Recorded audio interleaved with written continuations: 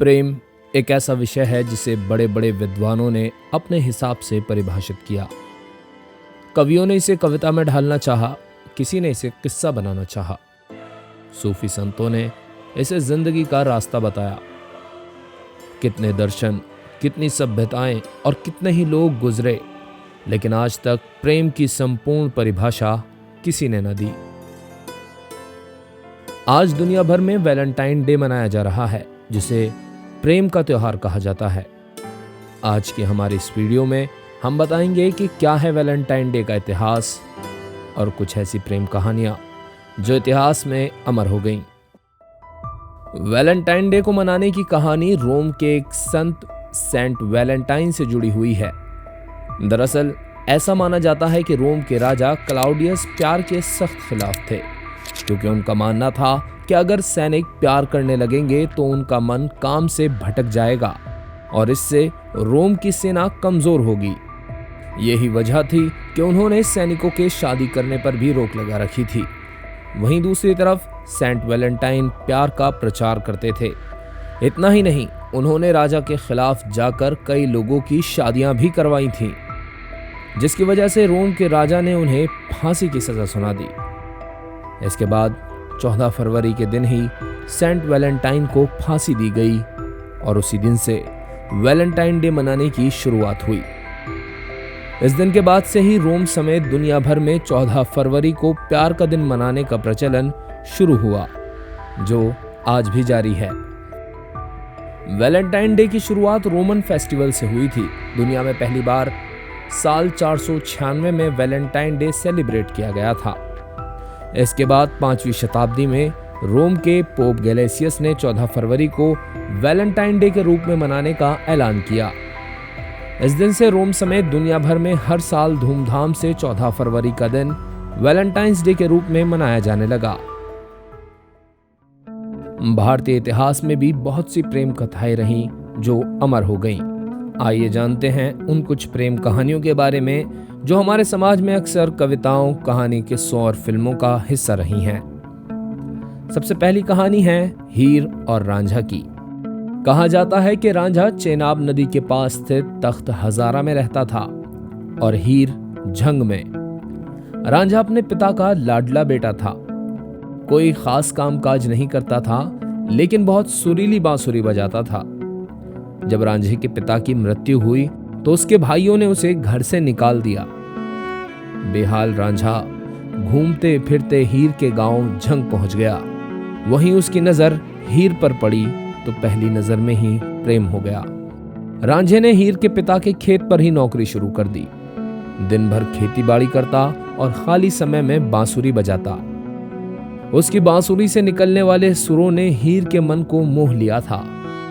दोनों छुप छुप कर मिला करते और एक दिन हुआ यूं कि इन दोनों को हीर के चाचा ने देख लिया और यहां से शुरू हुआ दुखों का वो सफर जिसने खत्म होने का नाम ही नहीं लिया। हीर के घर वालों को जैसे ही इस प्रेम कहानी के बारे में पता चला तो वो आग बबूला हो गए और जबरदस्ती हीर की शादी किसी और शख्स से करा दी।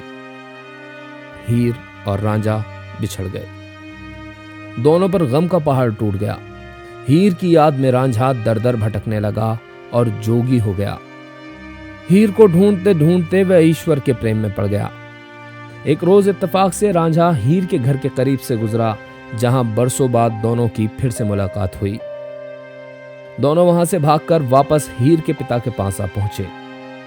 खूब मिन्नतें करने पर हीर के घर वाले आखिरकार मान ही गए।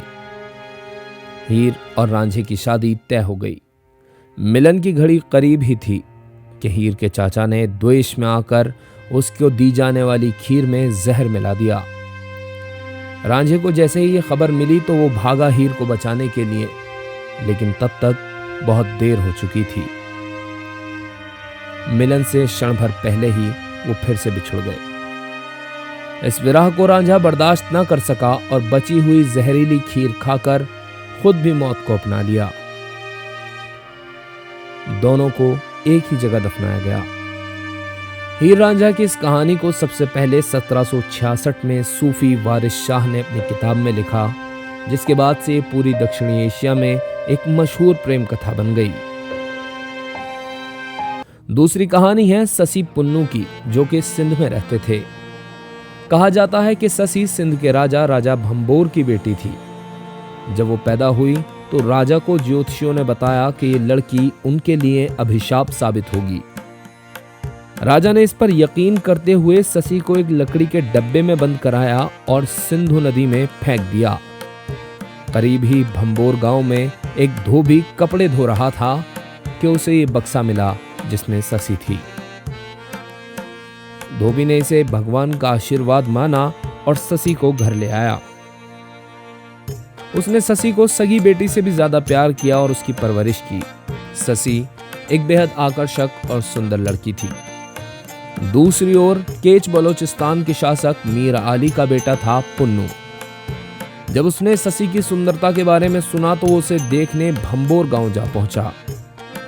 उसकी सुंदरता से सम्मोहित होकर वह ससी के प्रेम में पड़ गया। पन्नू ने ससी के पिता से विवाह की इच्छा जाहिर की, जिसको ससी के पिता ने पहली बार में ही रद्द कर दिया। ससी के पिता का इरादा था कि वह ससी की शादी केवल एक धोबी से ही करेंगे और किसी से नहीं। काफी गुजारिश करने पर ससी के पिता ने पुन्नू से शर्त रखी कि अगर वो खुद को एक कौशल धोबी साबित कर दे तो वह उसका विवाह कर देंगे। पुन्नू ने शर्त मान ली, लेकिन कहां एक शहजादा और कहां कपड़े धोने का काम। जो कपड़े पुन्नू को धोने को मिले थे वह उससे फट गए। अपनी गलती को छुपाने के लिए और शर्त जीतने के लिए उसने सभी कपड़ों की जेब में सोने के सिक्के रखकर गांव वालों को लौटा दिए। इत्तेफाक से ये तरकीब काम भी कर गई और सभी गांव वाले खुश हो गए। ससी के पिता आखिरकार विवाह के लिए मान गए। सब कुछ लगभग ठीक था कि इस बारे में पुन्नू के पिता और भाई को पता चल गया। वह गुस्सा में आग बबूला हो गए और पुन्नू को धमकियां दी कि वो ये विवाह ना करे, लेकिन पुन्नू नहीं माना। पुन्नू की जिद को देखते हुए वो मान गए और उसकी शादी में भी शामिल हुए। शादी की रात पुन्नू के भाइयों ने उसे खूब शराब पिलाकर बेहोश कर दिया, जिसके बाद वो उसे वहां से वापस बलोचिस्तान ले आए। जब ससी को इस बारे में पता चला कि पुन्नू के भाइयों ने ऐसा किया तो वह नंगे पांव अपने घर से पुन्नू को ढूंढने निकल पड़ी। रेगिस्तान की गर्म रेत पर नंगे पांव से चलती हुई ससी के होंठों पर सिर्फ पुन्नू का नाम था। ससी का गला प्यास के मारे सूखने लगा। तभी उसे वहां एक चरवाहा दिखा, जिससे ससी ने पानी मांगा। ससी की सुंदरता से आकर्षित होकर उस चरवाहे ने ससी से जबरदस्ती करने की कोशिश की, जिस पर ससी ने ईश्वर से प्रार्थना की कि वह इसी जमीन में समा जाए। ईश्वर ने उसकी प्रार्थना सुन ली। जमीन खुली और ससी उसमें समा गई। होश में आने के बाद पुन्नू अपने घर से भाग निकला।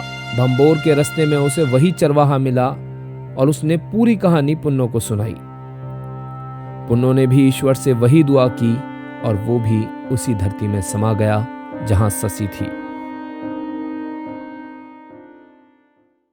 आखिरी कहानी है दुनिया की सबसे मशहूर प्रेम कहानी लैला मजनू की। इसको लेकर बहुत सी कहानियां हैं, किस्से हैं, फिल्में हैं। उन्हीं में से एक ये भी। 7वीं सदी में अरब में कैस नाम का शहजादा था। एक रोज उसकी नजर लैला पर पड़ी और दोनों को प्रेम हो गया। मजनू लैला से इतना प्रभावित हुआ कि वो उसके लिए कविताएं लिखता, बार बार उसका नाम पुकारता। उसकी इन्हीं हरकतों की वजह से उसके आसपास के लोग उसे मजनू कहते थे। मजनू अरबी में पागल शख्स को कहते हैं। मजनू के बारे में जब लैला के घर वालों को पता चला तो वो काफी परेशान हुए।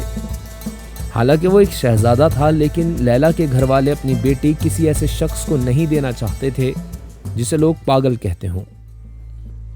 हुआ यूं कि लैला के घर वालों ने लैला की शादी वर्द अल सकफी से कर दी, जो एक बहुत खूबसूरत और अमीर व्यापारी था। जब मजनू को लैला की शादी का पता चला तो वो टूट गया। वो अपनी लैला को ढूंढने निकल पड़ा। अरब के वीरान रेगिस्तानों में घूमता मजनू बस एक नाम पुकारता था, लैला का। लैला भी उस शादी से खुश नहीं थी। कुछ वक्त बाद खबर आई कि लैला गुजर गई है। लैला की मौत को अभी कुछ अरसा ही हुआ था कि लोगों को मजनू की लाश भी लैला की कब्र के पास ही मिली। ये हमारे इतिहास में दर्ज 3 अमर प्रेम कहानियां थीं। आप इनमें से कितनों के बारे में जानते थे, हमें कमेंट करके ज़रूर बताएं। इसके अलावा भी बहुत से प्रेम प्रसंग मौजूद हैं, जैसे कि मिर्ज़ा साहिबा, सलीम अनारकली, बाजीराव मस्तानी, रोमियो जूलियट वगैरह वगैरह। उनका जिक्र फिर कभी और। आज की हमारी पेशकश में इतना ही। वीडियो अच्छा लगा हो तो लाइक करें, अपनी राय हमें कमेंट में ज़रूर दें। फॉलो करें फेसबुक पेज स्टूडियो धर्मा को और सब्सक्राइब करें हमारा यूट्यूब चैनल।